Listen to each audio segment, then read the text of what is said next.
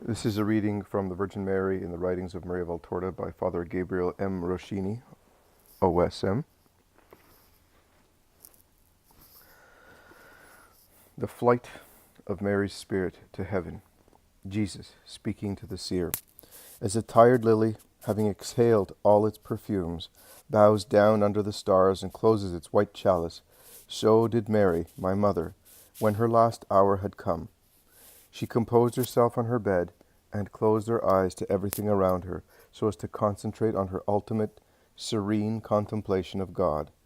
Bending over her as she rested, Mary's heavenly angel was anxiously waiting for a powerful ecstasy to separate her spirit from her flesh.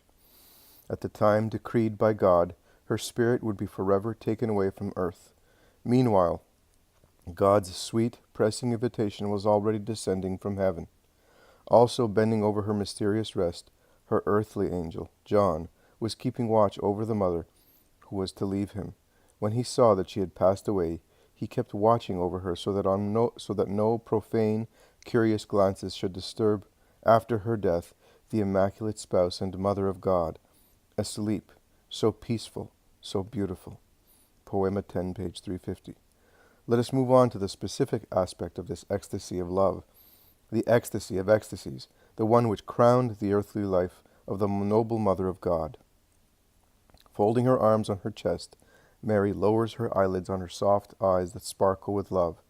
To John, who is bending over her, she says, I am in God, and God is in me. While I contemplate him and feel his embrace, chant the Psalms and the other portions of Scriptures that speak about me, especially about this moment of my life.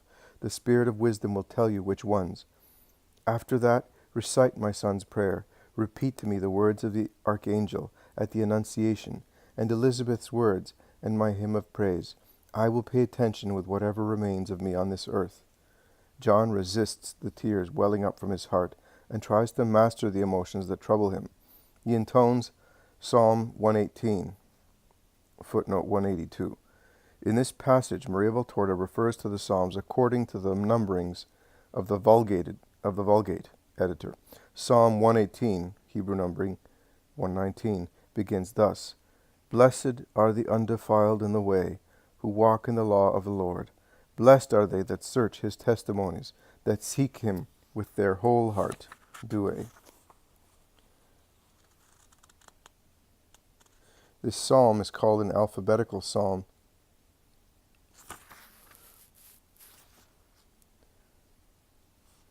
because all the couplets in its first stanza begin with Aleph, the first letter of the Hebrew alphabet. All the couplets in the second stanza with Beth, the second Hebrew letter, and so forth, for all the letters of the Hebrew alphabet, 22 in all. This long psalm is a kind of moral and religious code. Throughout, it praises the law of God under various synonyms, judgments, testimonies, justifications, precepts, etc. The law indeed expresses God's delightful will for humanity, his will making us happy if we remain faithful to it. John resists the tears welling up from his heart and tries to master the emotions that trouble him. He intones Psalm 118 with his very beautiful voice. As years went by, it has become very much like Christ's. Mary notices that and says, smiling, It sounds as if my Jesus was at my side. After chanting most of Psalm 118, John intones the first three verses of Psalm 41. Footnote 183. Psalm 41, Vulgate, Hebrew numbering 42, begins as follows: As the hart pants after the fountains of water, so my soul pants after you, O God. My soul has thirsted after the strong, living God. Douay. Maria Valtorta might have meant the first three verses, Italian versetti, in the modern sense of verses, the numbered verses found in our Bibles. Father Roschini, however, understood the word in the sense of spoken verses, the groups of words that are chanted without a pause, as in liturgical recitation. That is why he quoted only 3 lines, Psalm 41, verses 1 to 2a, instead of the 3 full verses, Psalm 41, verses 1 to 3. The same remark applies to the quotation in the following footnote. Editor. So after chanting most of Psalm 118, John intones the first 3 verses of Psalm 41. The first 8 verses of Psalm 38, footnote 184, Psalm 38, Vulgate, Hebrew numbering 39, begins like this. I said, I will take heed to my ways, that I sin not with my tongue. I have set a guard to my mouth. When the sinner stood against me, I was dumb and was humbled, and kept silence from good things. And my sorrow was renewed. My heart grew hot within me, and in my meditation a fire shall flame out. Douay. These 8 lines actually expressed St. John's feelings towards Mary's Assumption. Psalm 22, footnote 185. The text of Psalm 22, Vulgate, Hebrew numbering 23, is as follows. The Lord rules me, and I shall want nothing. He has set me in a place of pasture. He has brought me up on the water of refreshment. He has converted my soul. He has led me on paths of justice, for his own name's sake. For though I should walk in the midst of the shadow of death, I will fear no evils. For you are with me, your rod and your staff, they have comforted me. You have prepared a table before me. Against them that afflict me, you have anointed my head with oil, and my chalice which inebriates me. How goodly is it! And your mercy will follow me all the days of my life, and that I may dwell in the house of the Lord unto length of days. Douay. And the first Psalm, footnote 186, Psalm 1. Blessed is the man who has not walked in the counsel of the ungodly, nor stood in the way of sinners, nor sat in the chair of pestilence, but his will is the law of the Lord, and on his law he shall meditate day and night. And he shall be like a tree which is planted near the running waters, which shall bring forth its fruit in due season, and his leaf shall not fall off, and all whatsoever he shall do shall prosper. Not so the wicked, not so. But like the dust which the wind drives from the face of the earth, therefore the wicked shall not rise again in judgment, nor sinners in the counsel of the just. For the Lord knows the way of the just, and the way of the wicked shall perish. Douay. He then goes on to the Our Father, Gabriel's words, Elizabeth's words, Tobiah's Canticle, footnote 187. While Father Roschini quotes a non-Vulgate translation of Tobiah's Canticle on pages 369 to 370, Valtorta's own quotations are very close to the text of the Vulgate. See page 302, 303, and 193. Here I will quote from the Douay, a translation of the Vulgate, editor. You shall shine with a glorious light, and all the ends of the earth shall honor you. Nations from afar shall come to you, and shall bring gifts, and shall adore the Lord in you, and shall esteem your land as holy, for they shall call upon the great name in you. They shall be cursed that shall despise you, and they shall be condemned that shall blaspheme you. And blessed shall they be that shall build you up, but you shall rejoice in your children, because they shall all be blessed, and shall be gathered together to the Lord. Blessed are all they that love you, and that rejoice in your peace. Tobit chapter 13, verses 13 to 18, Douay. And chapter 24 of Ecclesiasticus, verses 11 to 46, footnote 188. The splendid praise which wisdom makes of itself in Ecclesiasticus 24, verses 11 to 46, is applied to Mary in the sacred liturgy. The second Italian edition and the first English edition of this book gave a different reference, verses 11 to 16 instead of 11 to 46. Also, those verses, 11 to 16, were quoted from a non-identified Italian translation of the Bible that does not number the verses in the same way as the Vulgate does. I have come to the conclusion that since Maria Valtorta herself gave references according to the Vulgate, and since the official Latin Rite Catholic translation of the Bible is the Latin Vulgate, a quotation of Ecclesiasticus 24, verses 11 to 46, from the Vulgate is in order. Appendix E contains such a quotation in its Douay Challoner English version. Editor.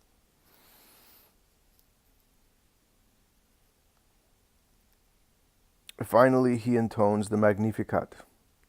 But when he gets to the 9th verse, he has received Israel his servant, in Douay, he notices that Mary is no longer breathing. Although her posture and appearance remain natural, she is smiling serenely, as if she had not realized that her life had come to an end. John, with a heart-rending cry, throws himself on the floor against the edge of the bed and calls Mary. Again he calls her. He cannot persuade himself that she can no longer reply to him, her body being deprived of her vital soul. John has to yield to the evidence. He bends over her face, on which an expression of supernatural joy remains.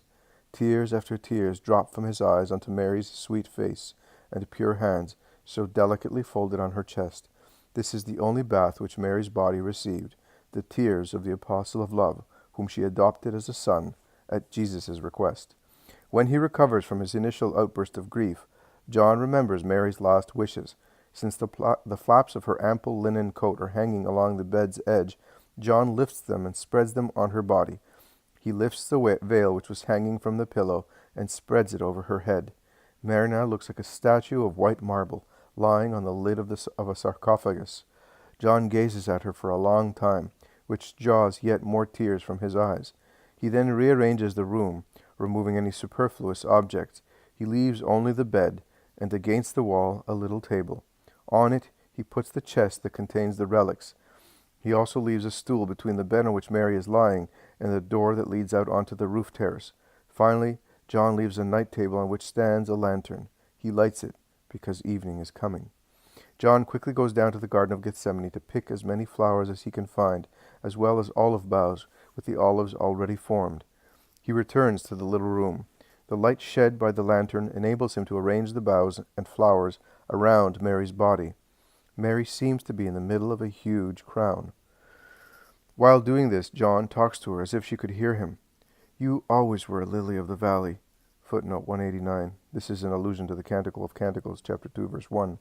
"A delicate rose, a fair olive tree, a fruitful vine, a holy ear of grain. You have given us your perfumes." Footnote 190. This is an allusion to Sirach, chapter 24, verses 14 to 17. Vulgate Ecclesiasticus 24, 18 to 23. "And the oil of life, and the wine of the strong, and the bread." Footnote 191. Psalm 104, verses 13 to 15. Vulgate 103, verses 13 to 15. "That saves from the death the spirit of those who eat it worthily." They go well around you, these flowers. They're simple and pure, like you. Decorated with thorns, like you, and peaceful, like you. Now, let's move this lamp closer like this, by your bed, so it can watch over you and keep me company while I am keeping watch. I'll be waiting for at least one of the miracles that I'm expecting and praying for. First, that according to his wish, Peter and the others could see you once more. I'll send Nicodemus' servants to tell them. Secondly, since in all things you've had a destiny similar to your son's, that you would wake up within 3 days, like him, so I wouldn't be orphaned twice. Thirdly, that God would grant me peace, that if what I'm hoping for doesn't happen to you, but why shouldn't it? It happened to Lazarus, even though he isn't equal to you. It happened to Jairus' daughter, to the young man of Naim, to Theophilus' son. True, the Master was doing it back then, but he is with you, even if it isn't obvious. Also, you didn't die of a disease like those brought back to life by Christ's action. But are you really dead? I mean, dead as everyone dies? No, I have a feeling you are not. Your spirit is no longer in you, in your body, so in a sense, you could be said to be dead, but considering the way you passed away, I think it is only a temporary separation of your sinless soul full of grace from your most pure, virginal body. It must be so. It is so. When your body and soul will be reunited, or how will life come back into you? I don't know, but I'm so certain about it that I'll stay right here at your side until God, in word or deed, shows me the truth about your destiny. By now John has finished arranging everything. He sits down on the stool, putting the lamp on the floor, right by the little bed. He begins to gaze at Mary's recumbent figure and prays. Poema 10, page 337 to 340.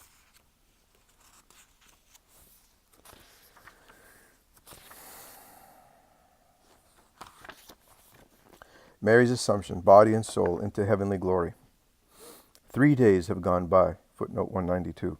This is inferred, as we shall see, from what John said after the Blessed Virgin's Assumption to heaven. I had not slept for 3 days. Poema 10, page 344. John wanted to keep watch over the Virgin Mary, but sleep finally overpowered him. 3 days have gone by since Mary's ecstatic sleep began. Her most sacred body is just as it was when she passed away. Her face and her small hands show no signs of death. There is no disagreeable smell in the room. On the contrary, an indeterminate scent is floating in the air. It smells like a mixture of incense, lilies, roses, lilies of the valley, and mountain herbs. John, who had been keeping watch for 3 days, has fallen asleep, overcome by fatigue.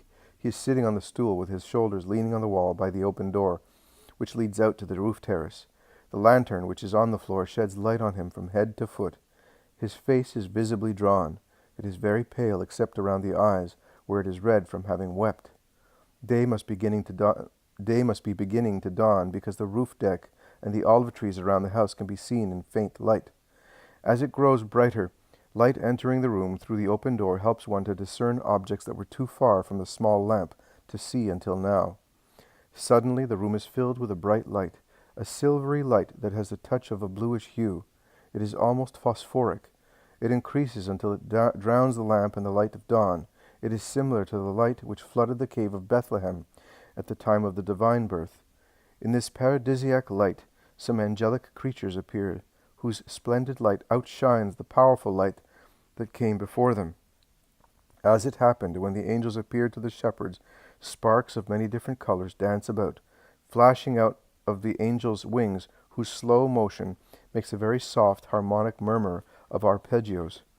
The angelic creatures form a crown around the small bed, bend over it, and lift up the motionless body. They flap their wings more vigorously, causing the sound to increase, through a passage which has been miraculously carved in the roof, just as Jesus' tomb was opened miraculously. They rise, carrying their queen's body. Although it is most holy, it has not yet been glorified, and therefore is still subject to the laws of matter.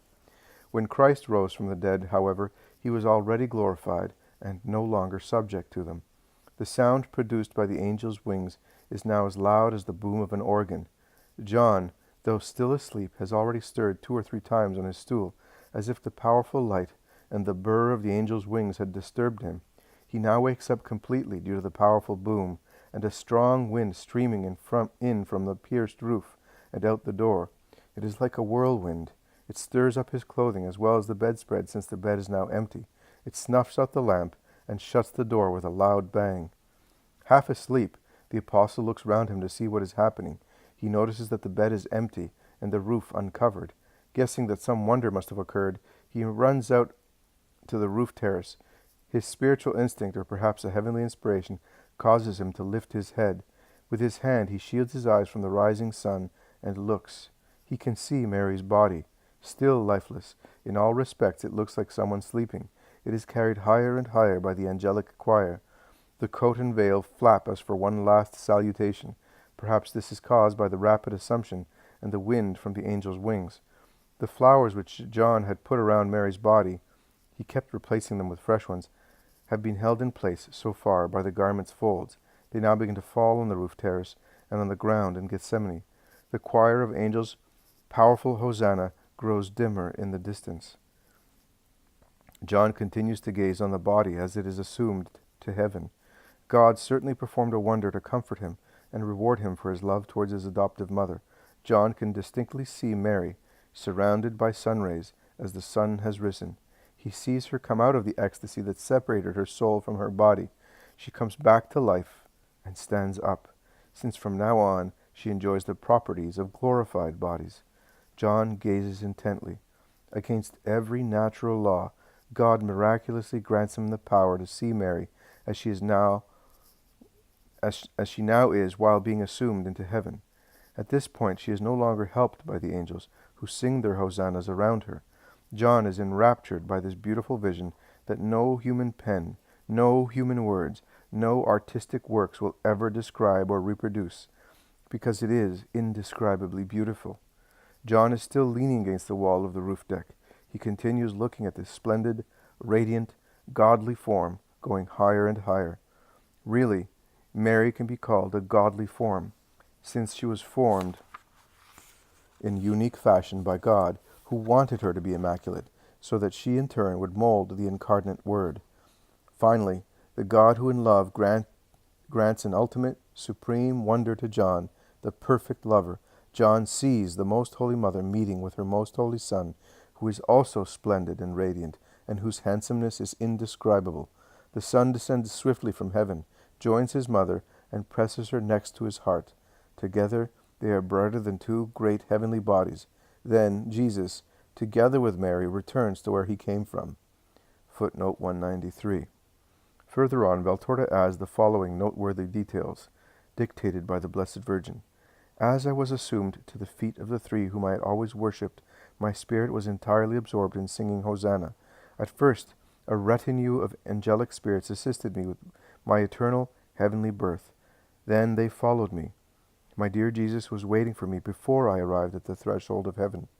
Joseph, my just spouse on earth, also awaited me on the very threshold, together with the kings and patriarchs of my race, and the first saints and martyrs. As a pearl mounted in a fiery stone setting, I then entered heaven as its queen.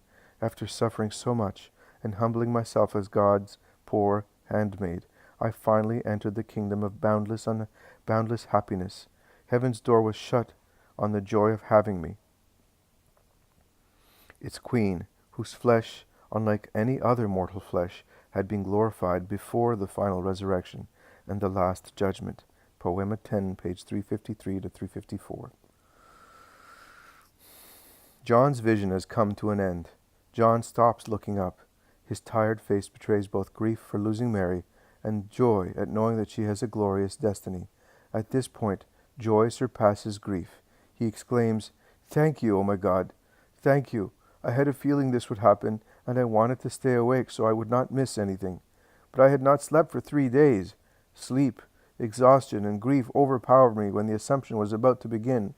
But maybe you meant this to happen, O God, so I would not interfere with that event and grieve too much. Yes, you certainly wanted me to fall asleep, just as you wanted me to see what I could not have seen just now if you had not worked a miracle. You have granted me to see her as if she was near, though she was far, already glorified and glorious, and you let me see Jesus again. Oh, what a happy vision. I was not hoping for that. Who could ever hope for that? Oh, that is the gift of gifts of Jesus our God to me, John, a supreme grace, to see my Master and Lord again, to see him close to his mother. He shone like the sun, and she shone like the moon. Both of them were shining in glory, happy to be reunited forever. What will paradise be like now that both of you are shining there?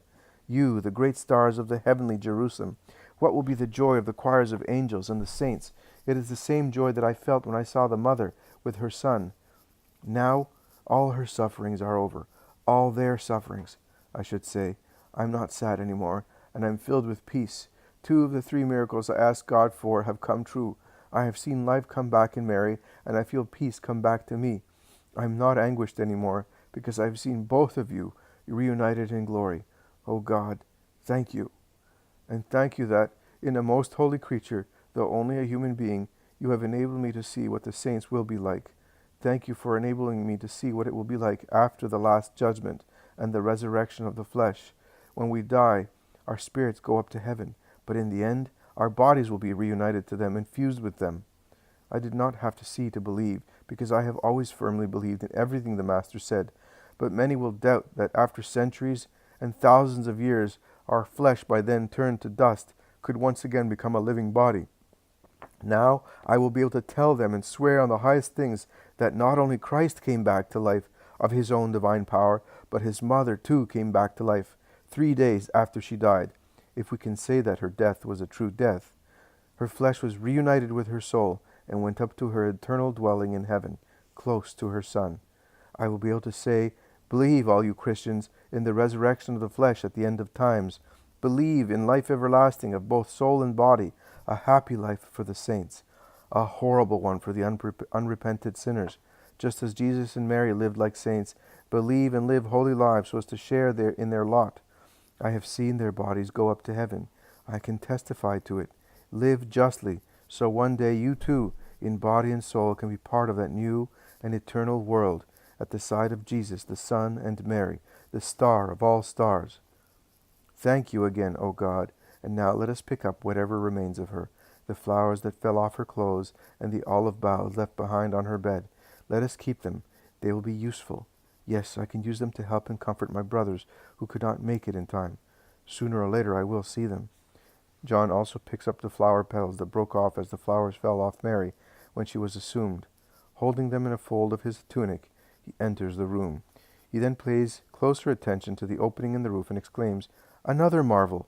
Another wonderful difference between the marvels of Jesus' life and those of Mary's. He was God and raised himself by his own will. He toppled the stone blocking the tomb's entrance. By his own might, he ascended to heaven. Yes, by his own power. But most holy Mary was the daughter of a man. Angels carved an opening for her assumption to heaven, and she was assumed there by the angels. Christ's spirit came back to his body while it was still on earth, because he had to silence his enemies and strengthen all his disciples in the faith. But Mary's spirit came back to her most holy body when it was already on the threshold of heaven, because she did not need to prove anything. O perfect power of God's infinite wisdom! John is now gathering into a large cloth the flowers and boughs left on the bed. To these he adds those which he picked outside, laying them all on the chest's lid. He then opens the chest and puts Mary's small cushion and bedspread inside. He goes down to the kitchen and picks other objects that she used, pieces of pottery and her spindle and distaff. He joins them to the other items, closes the chest, and sits on the stool, exclaiming, "Now I've done everything, too. Now I'm free to go wherever God's Spirit leads me. I can go. I'll spread the word of God that the Master gave me for mankind. I'll teach love. I'll teach love so they can believe in love and his power. I'll make known to them what God, who is love, did for mankind, his perpetual sacrifice and sacrament and rite. Through these, till the end of times, we can be united with Jesus Christ by the Eucharist, renewing his rite and sacrifice as he ordered us to. All these are gifts to us from perfect love. I'll make people love love so they believe in him, as we have come to believe and still believe. I'll sow love so the harvest and the catch of fish be abundant for the Lord. When Mary last talked to me, she said that love obtains everything. Another time she said rightly so that of all the apostles, I'm the lover, the exact opposite of Judas Iscariot, who was hatred, while Peter was impulsiveness, Andrew kindness, the sons of Alphaeus holiness and wisdom joined to noble manners, and so on. I, the lover, now that I don't have the Master or his mother to love on earth, I'll spread love among the nations. Love will be my weapon and my doctrine. Love will make me overcome the devil and paganism and conquer many souls. This way I'll continue Jesus and Mary, who were perfect love on earth. Poema 10, page 341-46, footnote 194. The writings of Maria Valtorta contain two other descriptions of Our Lady's Assumption. One, which is even more detailed than the one quoted above, is found in Appendix B. The other description dictated to Maria Valtorta by Our Lady herself is in Appendix C.